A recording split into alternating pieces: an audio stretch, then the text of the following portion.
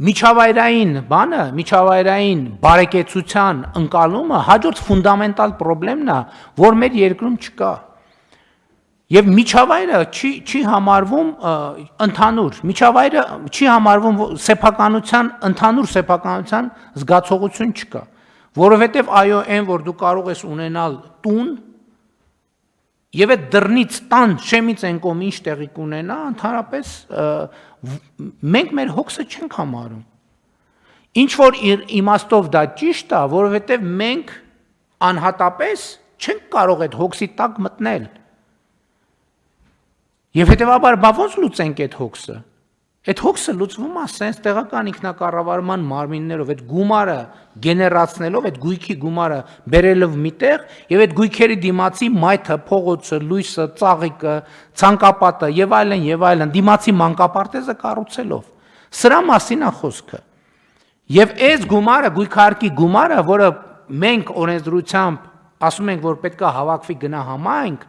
մենք ուղղորդում ենք, որ համայնքը ինքը իր բարեկեցության վրա ծախսի, շատ կարևոր է սա արձանագրել։ Այդ գումարները ծախսում են ժողովրդի ընտրած ավագանիները, համայնքների ղեկավարները։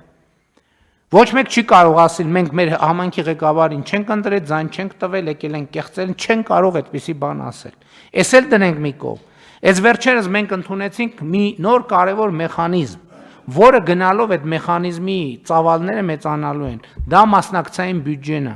երբ որ համայնքի բնակիչները իրենք կարող են որոշել, ասել, որ մենք ուզում ենք, որ մեր գույքահարկը ծախսվի այսինչ կոնկրետ խնդիրը լուծելու վրա, եւ ընդհանրապես խոսել այս համակարգի դեմ, կներեք դա նշանակում է ասել, որ մեր գյուղերը պետք է շարունակեն մնալ ցեխի մեջ։ Եթե չունես կես մետրանոց ռեզինի սապոգներ, նշանակում է դու պետք է գյուղում տնից դուրս չկարողանաս գալ։ Մեր օրենքեզ նախագիծը նրա մասին է, որ մենք մեր գյուղերը ցեխի միջից պետք է հանենք եւ մենք գյուղերը ցեխի միջից հանում ենք։ Գնացեք Հայաստանի Հանրապետության տասնյակ գյուղեր։ Այնտեղ սալիկապատվում են ճանապարհներ գյուղերում, որտեղ իրանց մի քանի հարյուրամյա, նույնիսկ հազարամյա գոյության ընթացքում ոչ մի այդ ողջ պատմության ընթացքում բարեկարգված ճանապարհ չի եղել։ Հասկանում եք, սա քաղաքական ընտրության հարց է։ Սա քաղաքական ընտրության հարց է։ Եվ այո, մենք մեր սիրելի քաղաքացիներին ասում ենք ուղիղ, այս գույքահարկից էլի հիմա շատ որ բանարված է, դա շատ մոդա է, չէ՞, միանգամից ասում են, փարքևավճարները, բանը, ծառայական ավտոմեքենաները, ճոխ ավտոմեքենաները, գործող, այս գումարից, Ժորժ ջան, ամբողջը ոչ մի բան այդ նպատակների համար չի ծախսվում։ Եվ հետևաբար ինչքան էլ բարդ է, ինչքան էլ դժվար է, ինչքան էլ պոպուլյար չի, մենք այս որոշումը կայացնենք, եւ պինդ կանգնելու ենք այս որոշման վրա, պինդ կանգնելու ենք այս որոշման վրա։ Կներեք, այս հարցում չի լինելու ոչ մի կոմպրոմիս, բացարձակապես ոչ մի կոմպրոմիս, որովհետեւ մենք այս հարցով ստիպում ենք, որ համայնքը զարգանա, ստիպում ենք, որ համայնքը ավելի լավ ապրի, ստիպում ենք, որ գյուղը ցեխի միջից դուրս գա։ Ստիպում ենք եւ իհարկե մյուս կողմից է սուբվենցիաներով ֆինանսավորում ենք։ Մյուս կողմից էլ բանով դոտացիաներով համայնքին 30 տարի է մենք խոսում ենք տեղական ինքնակառավարման մարմին ինստիտուտը պետք է ուժեղացնել։ Ոնց են ուժեղացնում։ Կենացով սենց են ուժեղացնում։ Սենց են ուժեղացնում եւ համայնքները ֆինանսական կարողություններ են ստանում հարցեր լուծելու։ Քաղաքացիները իրանք ֆինանսական կարողություններ են ստանում հարցեր լուծելու, որովհետեւ նախագծի հեղինակներին ձեռ է տալիս, որ համայնքը չունենա այդ հնարավորությունը, որ երկար ջպերով մարդիկ գան, ասեն, հա ինչա պետք ստեղ, բան, հա մի հատ էլ բան արեք, գրավիլ բերեք, լցրեք, ու բոլոր գյուղացիները զարմանան, ասեն, վայ, սա հրաշք է, երկնային մանանա է, ոնց գրավիլ եկավ, բան, մի քանի բան, քերած ասֆալտ եկավ, պետքա բան անել, երկրպագել, այդ հաստ վզերով եւ մեծ գլխերով մարդկանց, որ կարողացան երկնքից բանի Մովսեսի նմանությամբ մանանայի փոխարեն գրավիլ իջեցնել եւ մեր փոսերը լցնել, որի գոյությունը միջև հաջորդ անձրևն է։ Եվ սա այո քաղաքական ընտրության հարց է։ Որովհետև մենք մարդկանց ցեխի միջից հանելով մարդուն տալիս ենք ազատություն, այդ թվում որոշելու եւ շարժվելու ազատություն։ Իսկ մեր գործընկերներն պետք է որ մարդը մնա ցեխի մեջ, որ այդ երկնային գրավիլը անընդհատ երկնային բրինձը, երկնային գրավիլը, երկնային տուկի թելը, երկնային սալյարկան, անվորակ տենց անընդհատ երկնքից թափվի։ Ոչ, ժողովուրդ ջան, երկնքից ոչ մի բան այլևս չի թափվելու, թափվելու է պետական եւ տեղական բյուջեներից։ Ու չի թափվելու, այլ կոնկրետ որոշումներով համայնքի եւ քաղաքացիների ծախսվելու է ձեր կոնկրետ կարիքները հոգալու համար։ Ինչն է ձեր կոնկրետ կարիքը, դուք ինքներդ ձեր համայնքի հետ որոշեք։ Ստեղ մենք էլ ենք արդեն կառավարությունը պետք է քայլ-քայլ հետ քաշվի։ Համայնքը ինքը մեզնից լավ գիտի, թե որն է իր առաջնային։ Իսկ եթե համայնքը լավ չգիտի, մենք քաղաքացուն էլ հնարավորություն ենք տալիս, նախորդ մի երկու նիստ առաջ դրա մասին խոսեցինք։ Հնարավորություն ենք տալիս, որ մարդիկ կառավարեն իրենց համայնքը։ Իսկ առանց բյուջեի կառավարել հնարավոր չի։ Առանց եկամտի կառավարել հնարավոր չի։ Մենք մի անգամ կարծեմ դրա մասին խոսեցի,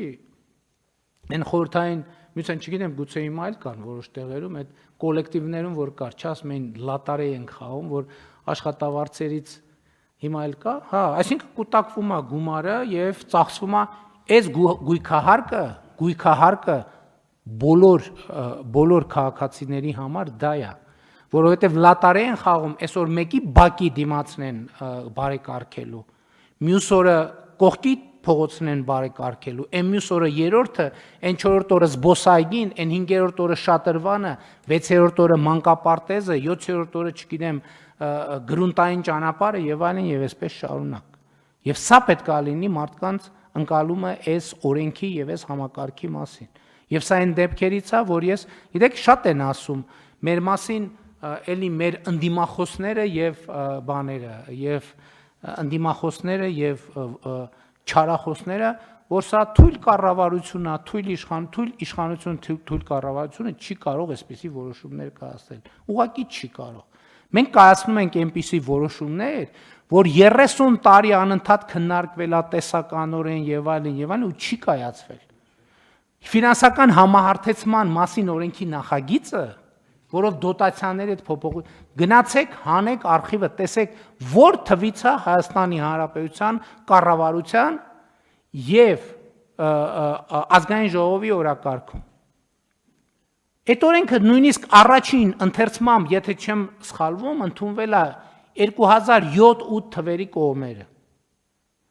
Երկրորդ ընթերցմամբ չի ընդունվել։ Ինչի, որովհետև Հայաստանում ուժեղ իշխանություն է եղել։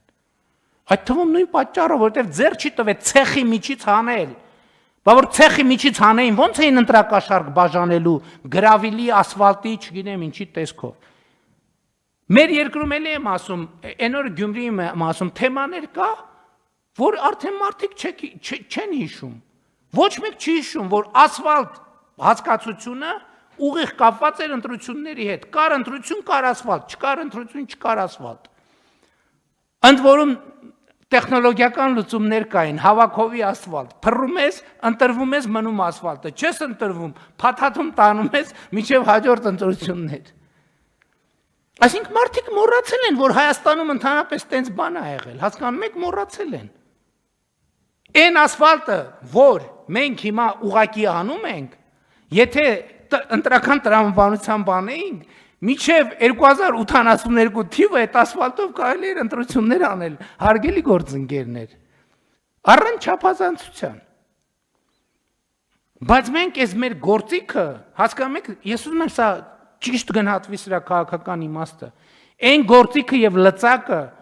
որ ընդունված է եղել, որ կառավարությունը իր ձեռքում պահի, որ որպես լծակ օգտագործի քաղաքական նպատակներով, մենք այդ գործիքը տալիս ենք մարդկանց ազատություն ենք տալիս, որոշումներ կայացնելու, զարգացման օրակարգեր որդեգրելու եւ իրականացնելու համայնքի տրամաբանությամբ, իհարկե կառավարության լիազորությունները եւ գործառույթները որևէ կերպով չզիջելով։ Եվ ես խնդրում եմ, որ այստեղ մենք շատ սկզբունքային գտնվենք, որովհետև սկզբունքային չգտնվելու դեպքում մենք չենք կարող զարգացման այն օրակարգը, որը բխում է մեր երկրի շահերից, սպասարկել։